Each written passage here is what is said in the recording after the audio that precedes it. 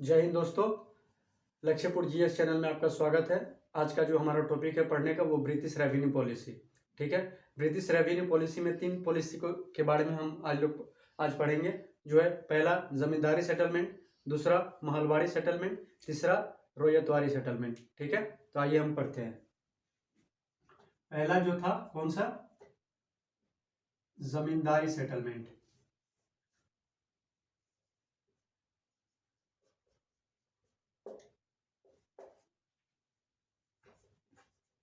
जमींदारी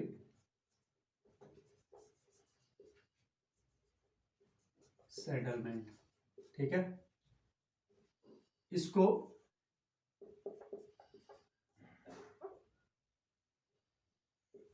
permanent settlement भी कहा जाता था। क्या? परमानेंट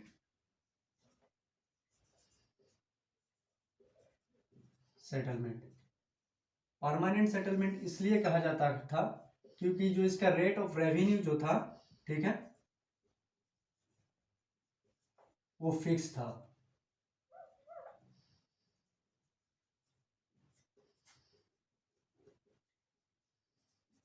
ठीक है, बिकॉज इसको जमींदारी सेटलमेंट इसलिए कहा जाता था क्योंकि ये डायरेक्ट जमींदारों से किया जाता था।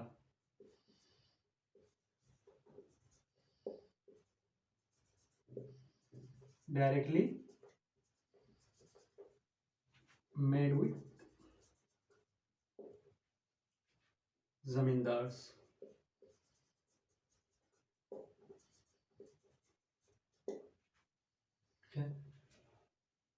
अब ये इंट्रोड्यूस कब किया गया था?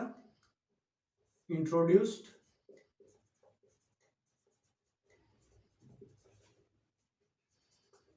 इन 1793 में। किसके द्वारा? By Lord Cornwallis.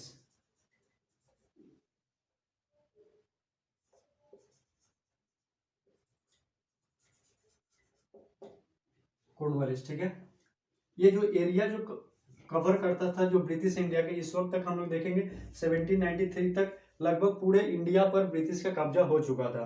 ठीक है, तो ये जो एरिया जो कवर करता था, ठीक है, ये लगभग 19%। ठीक है, अगर 100% पूरा जो इंडिया पर उनका जो कब्जा था उसमें से 90% एरिया पर ये लागू होता था।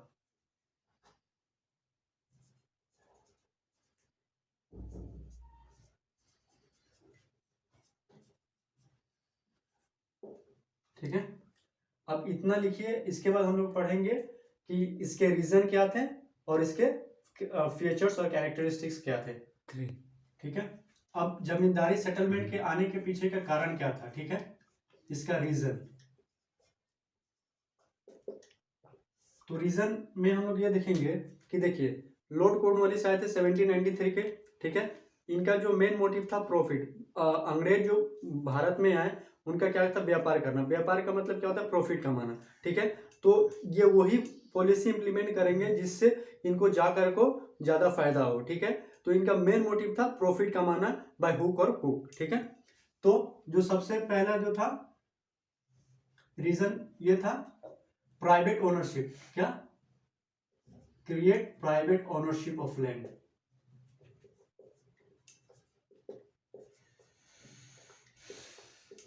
Private ownership of land. अब ये प्राइवेट ओनरशिप ऑफ लैंड क्यों?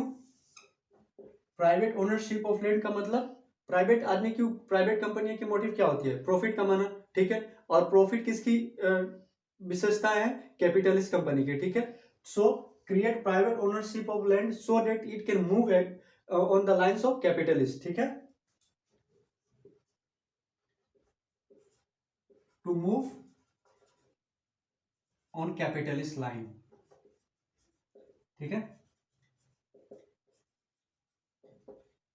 दूसरा जो कारण था, ठीक है, ये चाहते थे कि कुछ वर्ग को ऐसा ये बना को रखे जो आगे चलकर को या अभी से ये अंग्रेजों के वफादार रहे। ठीक है, इनके प्रति ये रिवोल्ट ना करे, और अगर इनके प्रति कोई रिवोल्ट करे तो उस रिवोल्ट को सप्रेस रोकने में इनकी मदद करे। ठीक है, सोशल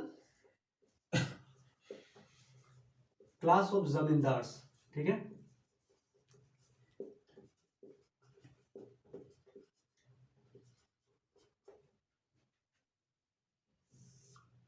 किस लिए? To be loyal for British.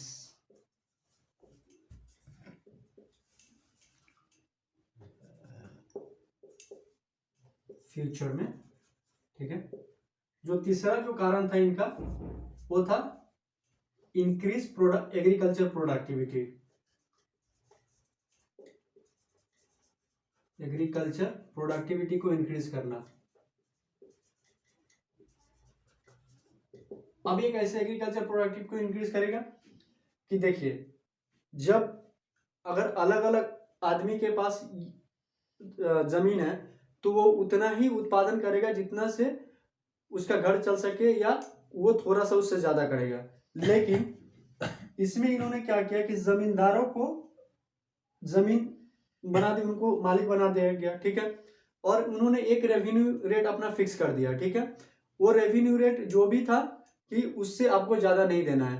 अगर उससे ज्यादा आपका सरप्लस प्रोडक्शन होता है, ठीक है, तो वो प्रोडक्शन सिर्फ आपका ही होगा। तो इसके कारण, और वो जो ज्यादा सरप्लस प्रोडक्शन होगा वो क्या करेंगे, बाजार में बेचेंगे, और बाजार में खरीदने वाला कौन था, अंग्रेज थे। ठीक है, इसलिए इस तरह से एग्रीकल्चर प्रोडक्टिव को इंक्रीज करेंगे। चौथा जो था, ठीक है, एग्रीकल्चर प्रोडक्टिव को इंक्रीज करना, social class of zamindar, loyal for the British in future, create private ownership of land to move on capitalist line. ठीक है, जो चौथा जो था, अब मान लीजिए कि ये पहले जो रेवेन्यू कलेक्शन करते थे अलग अलग लोगों से, मान लीजिए एक गांव में 100 व्यक्ति है। ठीक है, तो वे जाकर को 100 व्यक्ति से अलग अलग जाकर को कर वसूल करते थे। अब इन्होंने क्या किया कि पूरे गांव को एक जमींदार को दे दिया। ठीक है, वो जमींदार क्या करेगा, उस 100 व्यक्ति से कर कलेक्शन करेगा। ठीक है, और ये एक व्यक्ति से जाकर को अंग्रेज जमींदार से ये वो कर पूरा वसूल करेंगे। तो ये इनके लिए काफी आसान हो गया। ठीक है, टू कलेक्ट रेवेन्यू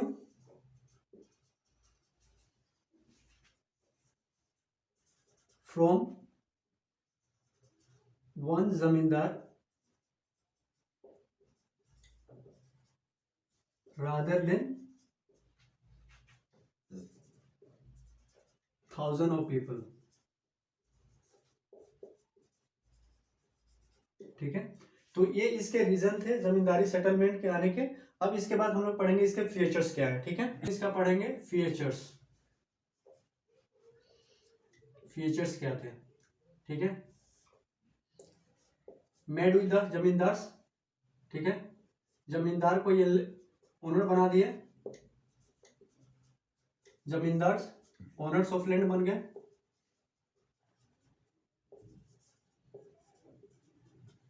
ठीक है, ये जो लैंड जो था हेरिडेटरी था।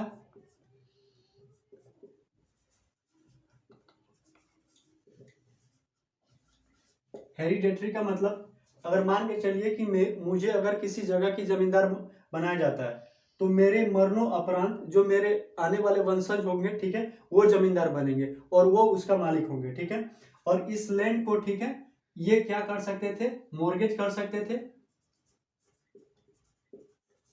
ठीक है, इसको बेच सकते थे,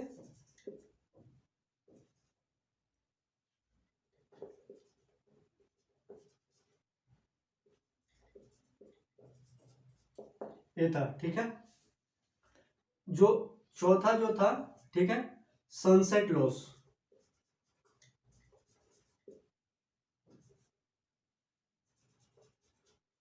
अब ये सनसेट लॉ क्या था कि मान लीजिए कि हमें कहा गया कि आज हम जमींदार हैं, मुझे कल के तारीख के, मान लीजिए कि आज 1 तारीख है, तो कल 2 तारीख के सूरज ढलने से पहले मुझे गांव से पूरा कर वसूल करके हमें अंग्रेजों को के पास देना पड़ेगा।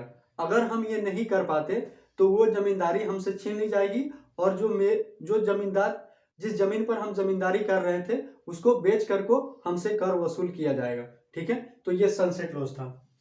दूसरा जो था, जो रेट ऑफ रेवेन्यू इनका जो था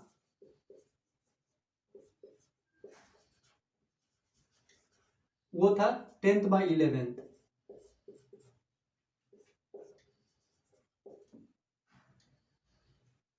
इसका बेस ईयर कितना था with respect to base year 1789 से 90। ठीक है, ये जो था बेस ईयर था। तो ये इसका फीचर्स था कि जमींदार को ओनर्स ऑफ द लैंड बना देगी, जमीनों का मालिक बना दिया गया। ये जो लैंड जो था जमींदारी सेटलमेंट जो था ये हेरिडेटरी कर दिया गया, मतलब एक पीढ़ी के बाद दूसरा पीढ़ी, दूसरा पीढ़ी के बाद तीसरा पीढ़ी। ये जो जमीन था इसको गिरवी रख सकते थे, बेच सकते थे, ठीक है, और खरीद सकते थे। ठीक है, दूसरा जो इसमें था जो सनसेट लॉस था, ठीक है, रेट ऑफ रेवेन्यू था वो 10/11। मान के चलिए कि अगर किसी गांव के किसी जमींदार के पास प्रोडक्शन होता, पूरा कुल प्रोडक्शन होता है 11, ठीक है, तो 11 में से क्या होगा, 11 में से वो 10 ही जो होता है वो अंग्रेज को दे देगा with respect to base year. ठीक है, मान बेस ईयर का मतलब इस साल में जितना उसका प्रोडक्शन हुआ था उसके लिए। ठीक है, अब 10 हिस्सा वो अंग्रेज को दे देगा और 1 हिस्सा वो अपने पास रखेगा। तो ये इसके फीचर्स होंगे। अब हम लोग पढ़ेंगे रॉयतारी सेटलमेंट। ठीक है, दूसरा जो था ब्रिटिश रेवेन्यू पॉलिसी का और रायतवाड़ी सेटलमेंट था।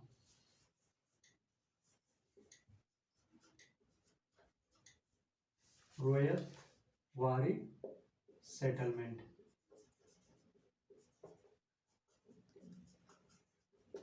ठीक है, इसको इंट्रोड्यूस किसने किया था, कब हुआ था, 1820 में। किसने किया था, by Thomas Munro, Thomas Munro and Alexander read.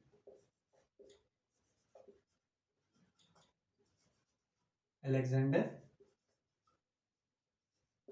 Read, ठीक है, ये कहां कहां लागू किया गया था, बॉम्बे,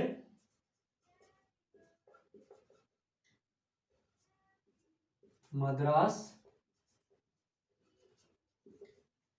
सिंध,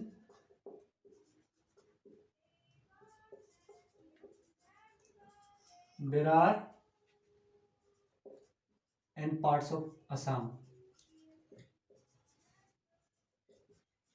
ठीक है, ये जो एरिया जो कंप्राइज करता था, ठीक है, ये तीनों जो रेवेन्यू पॉलिसी थी, जमींदारी सेटलमेंट, रॉयतारी सेटलमेंट और महलबाड़ी सेटलमेंट में से सबसे ज्यादा एरिया ये कवर करता था।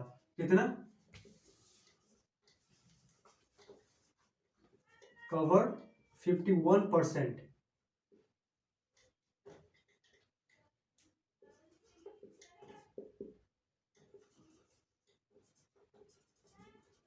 ठीक है, 51% एरिया लगभग ये कवर करता था।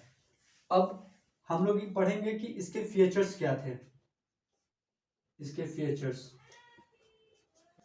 अब इसके फीचर्स क्या थे, ठीक है, जो पेजेंट्स थे, ठीक है,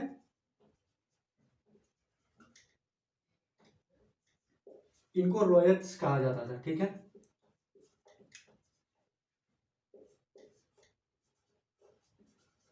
ठीक है, देखिए पेजेंट्स और फार्मर में ना फर्क होता है, एक बहुत ही अंतर्वर्ग सूते की लाइन की ना एक फर्क होता है। क्या होता है कि फार्मर्स जो होते हैं उनके पास अपना जमीन होता है, ठीक है, उनके पास अपना लैंड होता है जिस पर वो काम कर सकते हैं, अपने घर के लिए उत्पादन कर सकते हैं। लेकिन जो पेजेंट्स जो होते हैं वो क्या होते हैं कि दूसरों के जमीन पर जाकर वो काम करना और अपने पेट का पोषण करना, उनको पेजेंट्स कहा जाता है। ठीक है, तो पेजेंट्स जो थे उनको अल्सो रायट्स भी कहा जाता था, इसलिए इसका नाम रायतवाड़ी सेटलमेंट रखा गया। ठीक है, तो इनको क्या किया गया, ओनर्स ऑफ द लैंड बना दिया गया। ठीक है, जमीनों का मालिक,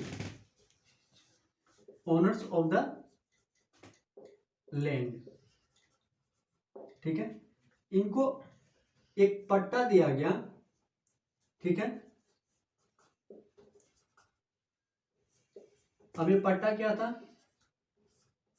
डॉक्यूमेंट था एक, ठीक है।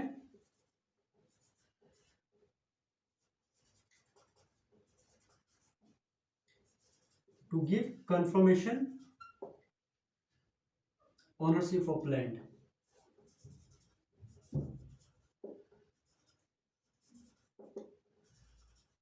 Of ownership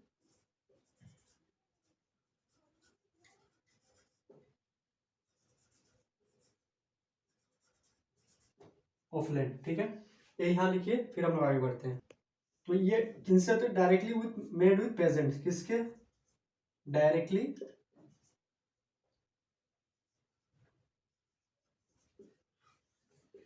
made with peasants, ठीक है। अब इनका जो अगला फीचर्स था, जो रेट ऑफ रेवेन्यू जो था, ठीक है,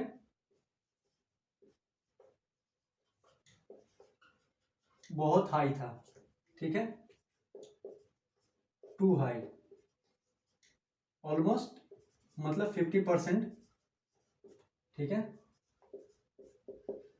ठीक है। और जो दूसरा था ये फिक्स नहीं था, ठीक है, रेट ऑफ रेवेन्यू जो था ये फिक्स नहीं था। कैसे फिक्स नहीं था, क्योंकि 20 से 30 साल के अंतर्गत इसको रिवाइज किया जाता था, और कंपनी के पास ये राइट था कि उस वक्त ये रेट ऑफ रेवेन्यू 50% से भी बढ़ाकर का अधिक कर दिया जाए, ठीक है। Can be revised after 20 to 30 years and can be increased.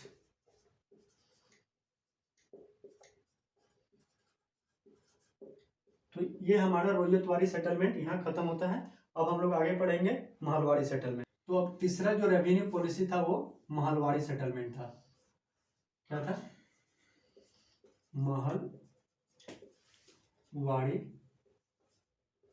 Settlement,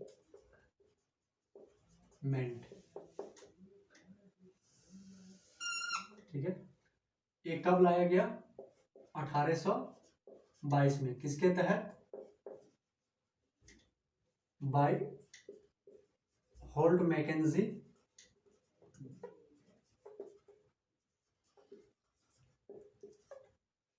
and RM bird,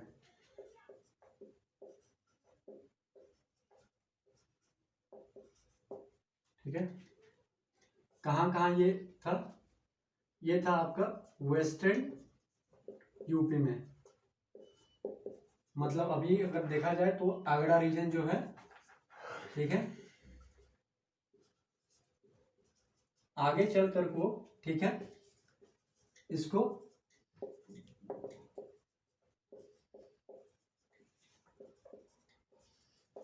central India में भी लागू कर दिया गया। अगर अभी सेंट्रल इंडिया देखा जाए तो मध्य प्रदेश ये सब हो जाएंगे, ठीक है, सेंट्रल इंडिया एंड पंजाब। अगर उस वक्त की हम लोग देखें कि ये ब्रिटिश इंडिया के जो भी पूरे एरिया थे, तो पूरे को कंप्राइज करने वाला था ये लगभग 30% एरिया, ठीक है।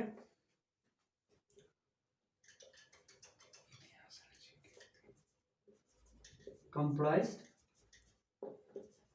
कितना, 30% ऑफ ब्रिटिश इंडिया,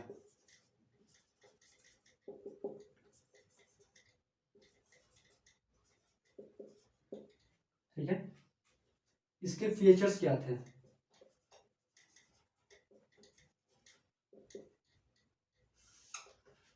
इसके फीचर्स ये थे कि ये लगभग जमींदारी सेटलमेंट के जैसा है। जैसे कि क्या किया जाता था कि 2 से 3 गांवों को या 4 से 5 गांवों को मिलाकर को एक गांव बना दिया जाता था, ठीक है, और उसको नाम दे दिया जाता था महल, ठीक है, जहां से इसका नाम आया महलवाड़ी सेटलमेंट, ठीक है।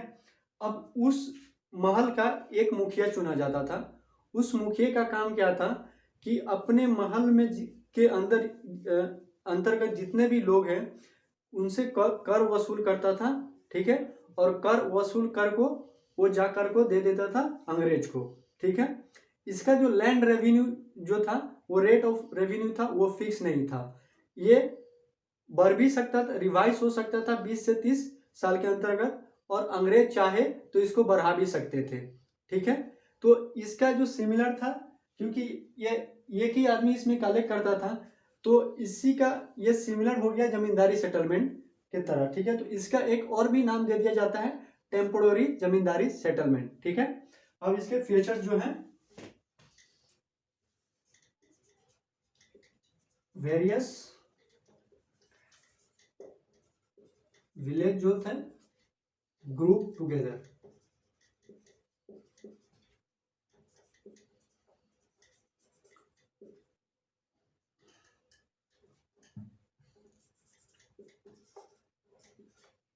Known as Mahal,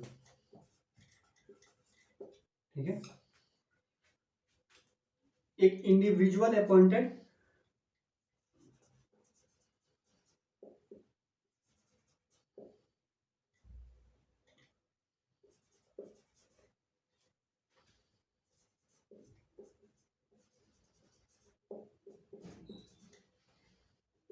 to collect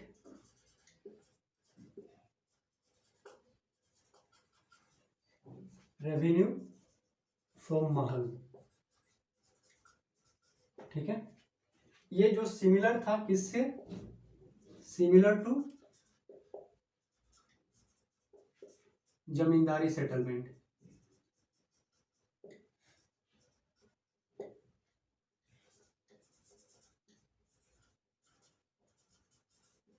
अगर इसको देखा जाए तो जमींदारी सेटलमेंट और रोयतारी सेटलमेंट का इसका मिक्स है, क्योंकि जमींदारी सेटलमेंट सेटलमेंट में केवल एक आदमी कर वसूल करते थे, वो थे जमींदार, और रोयतारी सेटलमेंट में क्या था, उनका रेट ऑफ रेवेन्यू जो था वो फिक्स नहीं था। इसमें भी जो रेट ऑफ रेवेन्यू है वो फिक्स नहीं है, ठीक है, और उसको रिवाइज किया जा सकता है। Rate of revenue not fixed,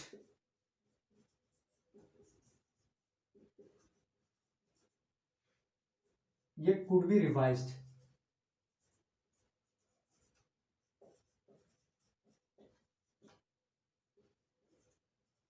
after 20 to 30 years, ठीक है। और इसमें रेट जो था वो इंक्रीज किया जा सकता है, रेट कैन बी इंक्रीज्ड, ठीक है। हमारा तीनों रेवेन्यू पॉलिसी जो ब्रिटिश के थे वो यहाँ पे खत्म होते हैं, ठीक है। Thank you.